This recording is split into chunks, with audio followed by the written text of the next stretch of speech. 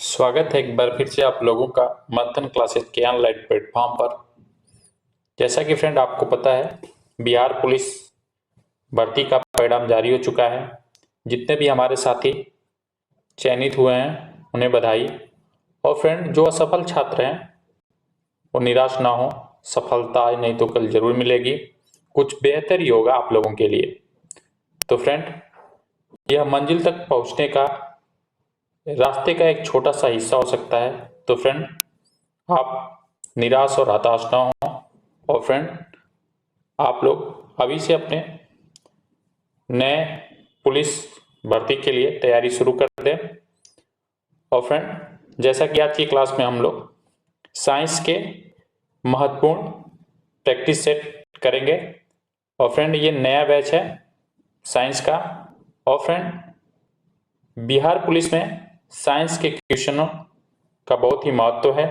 Friend previous year प्रश्नों का अवलोकन किया जाए तो हर आपके सेट में कम से कम 25 से 30 प्रश्न पूछे गए हैं, तो आपके साइंस का महत्व बढ़ जाता है। इसलिए हम अलग से आपको डेली 25 प्रश्नों की आपकी क्लास ले रहे हैं। तो फ्रेंड आप इस क्लास से अधिक जुड़िए, इस सेशन से जुड़िए। तो चलिए फ्रेंड आज के पहले क्वेश्चन पे हम चर्चा करते हैं। ब्रेड बनाने में निम्नलिखित में से किसका उपयोग किया जाता है? एफ्ला, क्लोरेला, असनिया, सैक्रोमाइसेस। तो हमारा राइट आंसर हो जाएगा पहले नंबर क्वेश्चन का चौथा ऑप्शन, सैक्रोमाइसेस। जो सैक्रोमाइसेस होता है इसे बेकर्स ईस्ट के नाम से भी जाना जाता है और इसका उपयोग आटे को किण्वित करने के लिए किया जाता है और इसको मिलाने के बाद आटा फूल जाता है। बढ़ेंगे नेक्स्ट सवाल की तरफ। मनुष्यों में इटाई रोग रिक्त स्थान दे रहा है के जहर के कारण होता है? कैडमियम, आपका पारा, आर्सेनिक, सेलेनियम। तो राइट आंसर हो जाएगा पहला ऑप्शन हमारा, कैडमियम के कारण आपका इटाई रोग होता है। फ्रेंड पारा की बात करें, यस जी, इसके द्वारा मीना माता रोग होता है। क्या होता है? मीना माता रोग आपका पारा के कारण होता है। और फिर आर्सेनिक के कारण आपका क्या होता है? ब्लैक फुट होता है। क्या होता है? ब्लैक फुट रोग जो आपका है ये आपका आर्सेनिक के कारण होता है। बढ़ेंगे अगले सवाल की तरफ। आपको प्रयोगशाला में सभी मानव रक्त और शरीर के तरल पदार्थ का क्या करना चाहिए? ऐसे प्रयोग करें जैसे कि वह संभावित रूप से संक्रमित हो, सुरक्षा सावधानियों को नजरअंदाज करें, बिना दस्ताने के प्रयोग करें, नियमित कचरे में निस्तारण करें। तो राइट आंसर हो जाएगा हमारा यहाँ पे ऐसे उपयोग करें जैसे कि वह संभावित रूप से संक्रमित हो। यहाँ पे पहला ऑप्शन हमारा राइट होगा। बढ़ेंगे अगले सवाल की तरफ। चमगादड़ तथा पक्षी के पंख हैं, समजात अंग है, समृद्धि अंग है, अवशेषी अंग है, जटिल अंग है। तो राइट आंसर हो जाएगा हमारा यहाँ पे सेकेंड ऑप्शन, समृद्धि अंग आपके होते हैं चमगादड़ और पक्षी के जो अंग होते हैं। और समृद्धि अंग जो होते हैं वे अंग होते हैं जिनका कार्य समान होता है लेकिन संरचनाएं और उद्दीपिकालीन उत्पत्ति से भिन्न होता है। ये आपका समृद्धि अंग जो होते हैं। बढ़ेंगे अगले सवाल की तरफ। लाइकेन किस प्रकार के प्रदूषण का संकेत देते हैं? पानी, वायु, शोर, आवाज। तो हमारा राइट आंसर हो जाएगा यहाँ पे सेकेंड ऑप्शन, वायु प्रदूषण का आपके संकेत देते हैं। लाइकेन जो होता है कवक और शैवाल का सहजीवी संघ होता है और लाइकेन जो होता है अच्छे प्रदूषण के संकेतक माने जाते हैं और ये प्रदूषण वाले क्षेत्रों में नहीं उगते हैं। पत्तियों में रिक्त स्थान दे रहा है, नामक हरा रंग द्रव्य होता है जो पत्तियों को सूर्य के प्रकाश से ऊर्जा प्राप्त करने में मदद करता है। क्लेडोफिल, क्लोरोफिल, जेंथोफिल, साइटोप्लाज्म। तो राइट आंसर हो जाएगा हमारा यहाँ पे सेकेंड ऑप्शन क्लोरोफिल। और क्लोरोफिल के कारण ही हमारी जो पत्तियां होती हैं उनका रंग हरा होता है। बढ़ेंगे अगले सवाल की तरफ। निम्नलिखित में से कौन सा थैलोफाइटा का उदाहरण नहीं है? यहाँ पे नहीं है पूछा जा रहा है, इसका विशेष ध्यान देंगे आपको। क्लेडोफोरा, स्पाइरोगाइरा, चारा, मर्चेंटिया। तो यह राइट आंसर हो जाएगा चौथा ऑप्शन मर्चेंटिया राइट आंसर हो जाएगा इस सवाल का। बढ़ते हैं अगले सवाल की तरफ। निम्नलिखित में से कौन सा विटामिन सी का सबसे समृद्ध स्रोत होता है? नींबू, गाय का दूध, आलू, खीरा। तो राइट आंसर हो जाएगा हमारा पहला ऑप्शन नींबू। खट्टे फलों में आपके विटामिन सी प्रचुर मात्रा में पाए जाते हैं। आपके विटामिन सी का जो रासायनिक नाम होता है एस्कॉर्बिक अम्ल होता है, इस पॉइंट को भी आप याद रखेंगे। ध्वनि की तीव्रता को मापने वाला यंत्र है क्रोनोमीटर, एनीमोमीटर, आइडियोफोन, आइडियोमीटर। तो हमारा राइट आंसर हो जाएगा यहाँ पे पहला ऑप्शन। सॉरी फ्रेंड, ध्वनि की तीव्रता की बात की जा रही है तो यहाँ पे आइडियोमीटर हमारा जो है थर्ड ऑप्शन, चौथा ऑप्शन राइट हो जाएगा। यहाँ पे आइडियोमीटर के माध्यम से हम क्या मापते हैं? ध्वनि की तीव्रता को मापा जा सकता है। बढ़े अगले सवाल की तरफ। सोनार निम्नलिखित द्वारा प्रयोग में लाया जाता है? अंतरिक्ष यात्रियों के द्वारा, डॉक्टरों के द्वारा, इंजीनियरों के द्वारा, नौ संचालकों के द्वारा। तो सोनार का प्रयोग आपके नौ संचालकों के द्वारा प्रयोग किया जाता है। जो सोनार होता है फ्रेंड, ये सोनार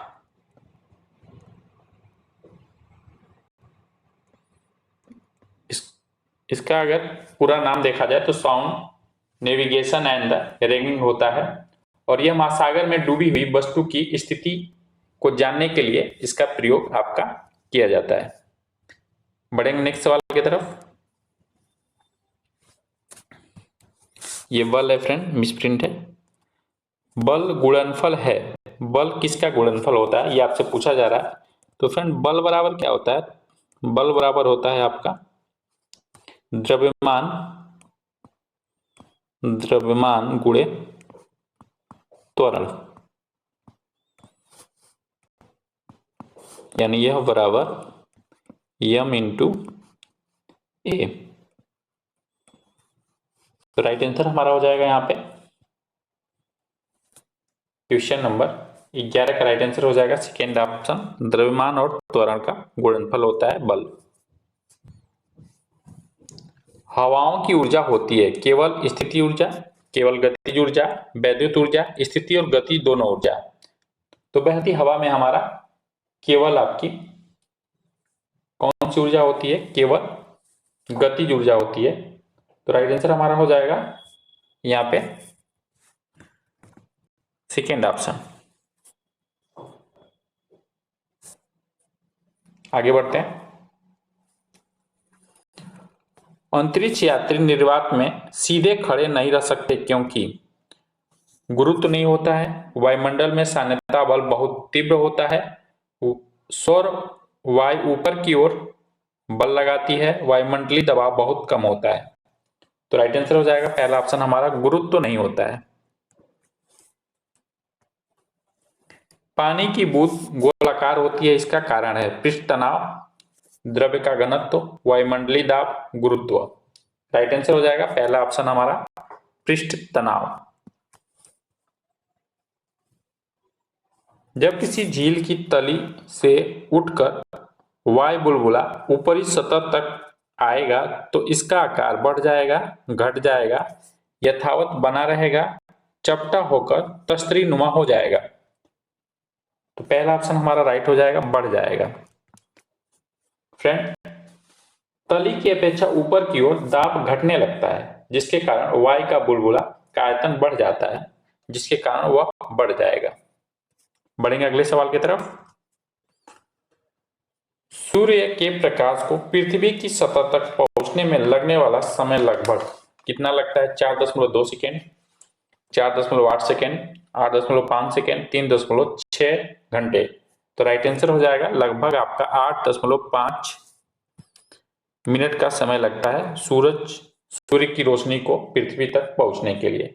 अगर लगभग सेकेंड में इसकी बात की जाए तो 499 सेकेंड लगते हैं आपके पहुंचने में, और मिनट में बात किया जाए तो 8.5 मिनट। बढ़ते हैं अगले सवाल की तरफ। त्रिविमी चित्र लेने के लिए निम्नलिखित में से किसका उपयोग करते हैं? फोटोग्राफी का, होलोग्राफी का, रेडियोग्राफी का, उपयुक्त में से कोई नहीं। तो किसी भी त्रिविमी चित्र लेने के लिए जो प्रयोग किया जाता है होलोग्राफी का प्रयोग किया जाता है। हमारा सेकेंड ऑप्शन राइट आंसर हो जाएगा। बढ़ेंगे नेक्स्ट सवाल की तरफ।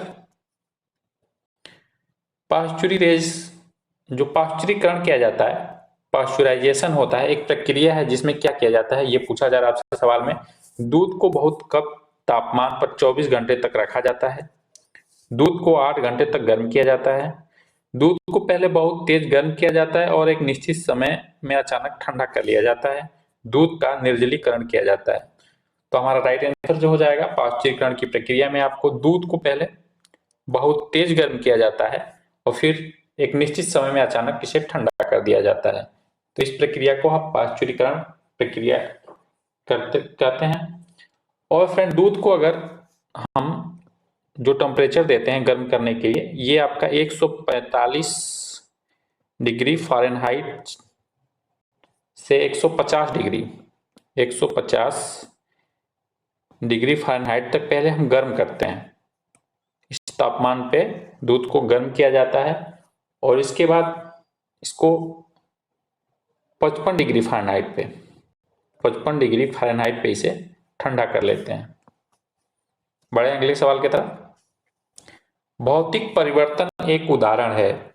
हवा में चांदी के बर्तनों का काला होना, मोमबत्ती का जलना, दूध से दही का बनना, पानी में चीनी का घुलना।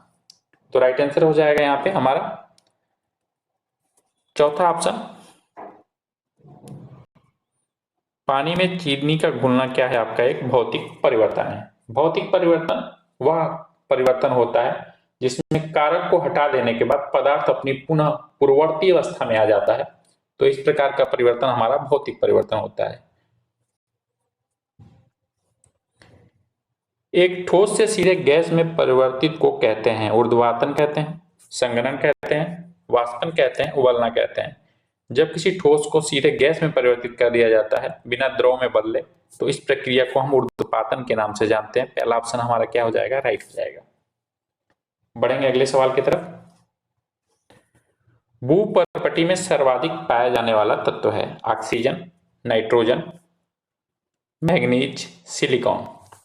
तो राइट आंसर हो जाएगा हमारा यहाँ पे पहला ऑप्शन। ऑक्सीजन भूपर्पटी में सबसे अधिक मात्रा में पाया जाता है और ये लगभग 46.8% आपका भूपर्पटी में पाया जाता है।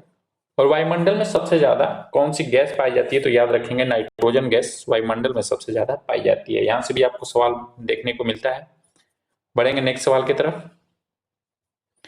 निम्नलिखित में से कौन सा एक तत्व नहीं है? धातु, अधातु, गैस, उपधातु।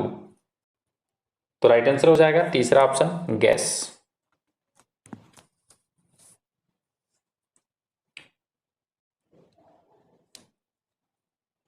फ्रेंड अवध सारणी में जो तत्व हैं उन्हें 3 भाग में बांटा गया है और ये जो 3 भाग हैं इसमें आपके धातु है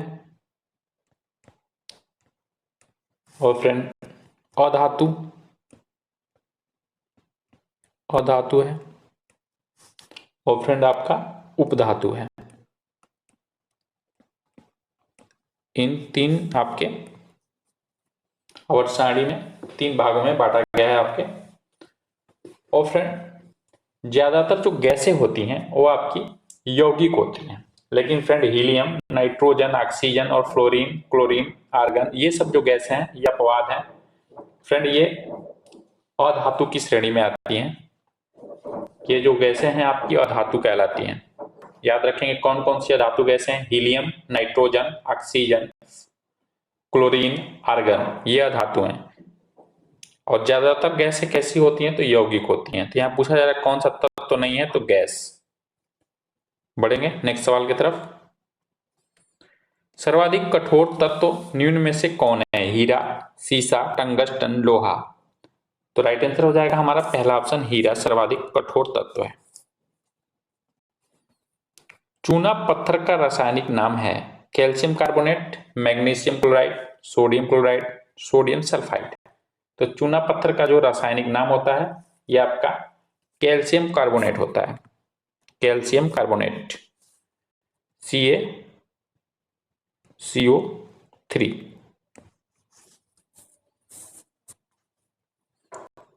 निम्न धातुओं में से कौन सामान्य ताप पर द्रव है, सीसा, पारा, निकेल, टिन। तो राइट आंसर हो जाएगा सेकेंड ऑप्शन हमारा, पारा जो है आपका ये आप सामान्य ताप पर, कमरे के ताप पर ये द्रव अवस्था में रहता है। और यह जो आपका पारा होता है ये उष्मा तथा विद्युत का सुचालक भी होता है। तो इस प्रकार फ्रेंड हम 25 महत्वपूर्ण एग्जाम उपयोगी हम प्रश्नों पे चर्चा किए हैं। फ्रेंड हम जल्दी ही आपको एक प्रैक्टिस सेट लेके आ रहे हैं जिसमें हम आपके इतिहास, भूगोल, पर्यावरण और फ्रेंड मिसलेनियस के जितने भी आपके प्रश्न होंगे उसमें हम शामिल करेंगे। तो फ्रेंड हम अलग से वो आपका प्रैक्टिस सेट कराएंगे जिसमें आपके जनरल अवेयरनेस से संबंधित प्रश्न रखे जाएंगे। और फ्रेंड साइंस के हम अलग से आपको प्रैक्टिस सेट करा रहे हैं। तो फ्रेंड इस सेशन से आप अधिक से अधिक जुड़िए। और फ्रेंड जैसा आपको पता है कि रिजल्ट आ गया है, और फ्रेंड जो सफल हो गए हैं उनको बधाई। और फ्रेंड जो सफल हुए छात्र उन्हें हताश होने की कोई जरूरत नहीं है। आप अभी से मेहनत करना शुरू कर दीजिए, एक ना एक दिन आपको सफलता अवश्य मिलेगी। तो मिलते हैं हम नेक्स्ट साइंस के प्रैक्टिस सेट के साथ। ये क्लास अच्छी लगी हो तो लाइक करिए, अधिक से अधिक अपने फ्रेंडों में शेयर करिए।